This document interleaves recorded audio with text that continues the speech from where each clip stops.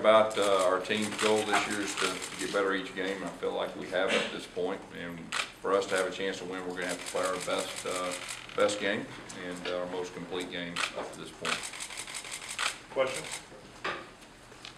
Gus, at SEC Media Days, you said that you were going to close the gap on Alabama and close it quickly. You'd only gone through one spring practice with these guys. What gave you the confidence to say that at that time? Well, I just knew our mindset. Our mindset was getting better. I mean, there was still a lot of question marks early in the season. We learned a lot about our team, but it was just our overall attitude, and we felt like we had some talent here also. What did that also say about the confidence in yourself to lead and organize a staff? Well, we got a great staff. They deserve a lot of credit to where we're at right now. But I think the most important thing was just the mindset. You know, Auburn's a great place, and so it was really just the mindset. Gus, when people hear no huddle or spread, they think finesse teams, but you guys have been really physical at the line of scrimmage. What's sort of the key to playing that system and also being a physical team like you've been? Well, you know, that's what we really harped on when we first got here. We felt like we needed to get our edge back, that physical, hard-nosed, blue-collar edge, and really it starts up front. And, you know, we're a run, play-action team. You know, a lot of times you hear spread, you think pass to open up the run, but, you know, we're a run to open up the pass. Guys, you just talk about Rodney and Damien, and you see the difference in them this week, and what it means to have two guys that have been in this game. Well, first of all, both those guys have done an outstanding job, you know, for us. They understand Auburn. They played here. They have great pride. And the fact they played this game, I think that will definitely help. But, you know, all of our coaches have really had their A game this week. But I know their players can really rely on their, you know, their coaches' experiences in the past.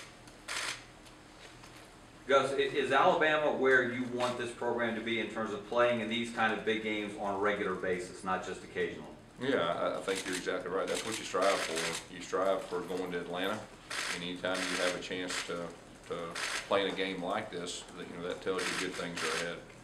Do you have to, as a coach, even when you're dealing with this, it's not a distraction, but to focus on the long term? You guys are recruiting, you want to sustain it. Like you said, you want to be up here regularly. Is that kind of the goal that you kind of keep in the back of your mind?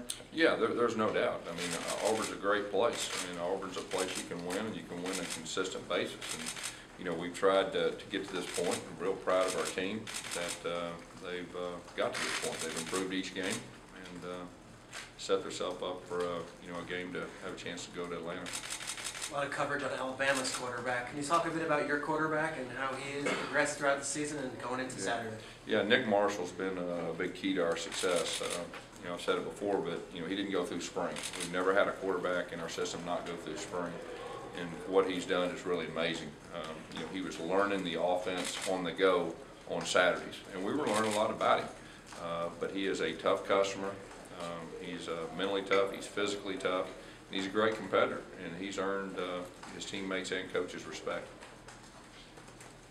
Coach, on paper, it looks like maybe the biggest matchup is going to be Alabama's defense, allowing only 91 yards rushing per game, and your offense going against that. What do you see as the biggest matchup heading into this weekend? Well, I think that's one of them. I mean, obviously, you know, they're very good against the run, and we're pretty good running the football. I think that'll be a big key. But at the same time, they've got an outstanding offense, and we've got to find a way to make them uncomfortable and slow them down. Gus, what do you live by every day as a coach that helped turn this thing around from last year? You know, we've taken it one day at a time, and we've tried to improve each practice and each game. And I've said this before, it sounds like coach speak, but that was exactly how we did it. And, you know, our coaches have done a good job with our players of demanding that, and our players have done a good job of being disciplined enough to follow that. And that's been a big key. Over the years, have you prepared for Nick Saban and Kirby Smart defenses? Do everything obviously before the game. When you get in the game, how often does it kind of take some time to kind of adjust the things they're doing, and what do they do really well in game on defense? Well, first of all, they're extremely talented at every position, and you know, from an offensive standpoint, you look for weaknesses and all that. And, you know, they've got very good players at every position. You know, usually you have a good idea of what they're going to do. It's just a matter of being able to execute and taking advantage of things when you have them. Yes, when you're playing a defense this good, performing well on third down is obviously incredibly important. Nick's statistics on third down are not terribly good. I mean, his overall statistics are very good, and the play against Georgia was on fourth down, but his third down stats aren't as good as his overall stats. What have you done to help him improve in those higher pressure situations? Well, you know, as a coach, you know, we've had a week off. You try to look back overall and you try to improve in all areas that you feel like you need to. Third down is definitely a big key, and it will be Saturday. They're very good in third down, and we've got to get better, and you know, that'll be a big key to the game. You guys made that big jump after the first bye week. Is it fair to say it's what you're expecting this week?